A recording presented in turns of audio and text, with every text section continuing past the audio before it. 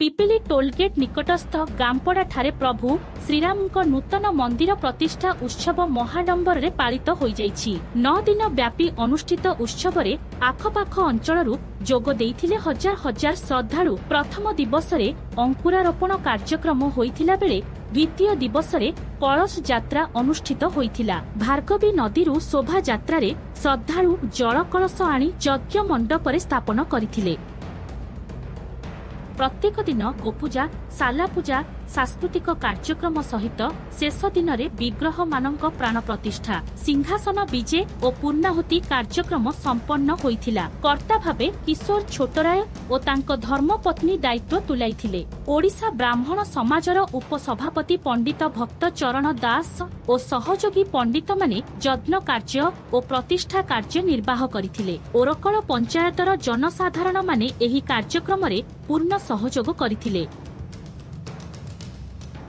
आपण जानती दीर्घ 10-11 वर्ष है आमर ये पाखापाखि अंचल राम मंदिर नाला तेणु ये गुरुसाई ओरकल अंचल किसी बुद्धिजीवी जो मैंने कि हिंदू धर्म सनातनी भाई मैंने मिसिक गोटे राम मंदिर करने योजना करागला। से दिन मंदिर फाउंडेशन पड़ते अति मंथर गति कार्य चली 3 वर्ष है युद्धकालीन भितर मंदिर कार्य अग्रगति करी आज समाप्त घटी।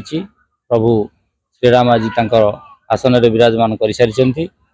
यही कार्यक्रमटी 9 दिन व्यापी करा जायतिला। पवित्र अक्षय तृतीया दिन यार अंकुरारोपण कार्यक्रम करा जायतिला एवं बैशाख मासर शुभ तिथि हिसाब रे एकादशी तिथि रे आज प्रभु रामचंद्र तांकर आसन ग्रहण कले। यही अंचल रे एक आध्यात्मिक परिवेश लगी रही 9 दिन व्यापी।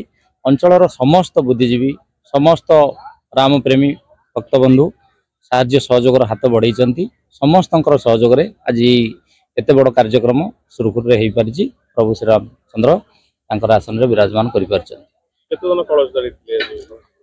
कलश जेहेतु 9 दिन व्यापी करागला कार्यक्रमटी एवं टिके पानी उठेबार समय विलंब है तेणु तथापि 50 ରୁ ऊर्ध्व लोक पानी उठे समस्ते निष्ठार सहित से कार्यक्रम पालन कर।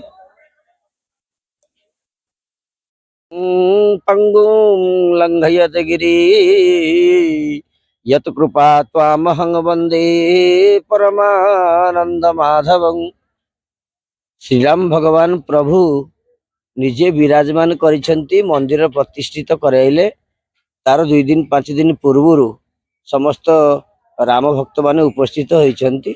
यार गोटे सठिक जदि आमे आध्यात्मिक भाव रे चिंता करिबा एवं सठिक भाव जदि आमे निर्णय करिबा केवल भारत वर्ष रे जो महायुद्ध जो महासमर तृतीय विश्व युद्ध बोली वर्तमान आकलन करा जाउछि समस्त भयभीत अवस्था रे अछंती। सेतु रक्षा पाइबा पे प्रभु रामंक निकट रे रामदूत हनुमान निकट रे आमे चिर भक्ति करिवु एवं प्रभु को निमंत्रण करूछु। प्रभु को मध्य आराधना अनुभूति प्रार्थना करिछु। प्रभु को बारंबार निवेदन करिछु किपरि ए भारत वर्ष रे जो भारत पाकिस्तान युद्ध हवा को अच्छी बा हेबार अच्छी तेणु से जहाँ भी हम भारत पक्ष जेहेतु देवादेवी माने प्रतिष्ठित होइछंती हिंदू धर्म राष्ट्र तेणु सबु देवादेवी एठी उपस्थित अच्छे से निश्चिंत भारत को रक्षा करेंगे। ये युद्ध एक 18 दिन महाभारत जो चली 17 दिन ओलिए से ओलिए जो बाकी थे से ओलिए बाकीटा बर्तमान चली से किछि दिन पर मीमांसा हो। प्रभु जेपर्यंत अयोध्या प्रभु रामचंद्र दंडायमान होइछंती ए युद्ध एक स्मरणिका ही रही जीवो। किंतु यह एक इतिहास लिपिबद्ध होइक रहिबो जे जेबे जेबे युद्ध आरंभ होला सेबे सेबे मंदिर मान प्रतिष्ठा ही चलला। एटा गोटे महान कथा।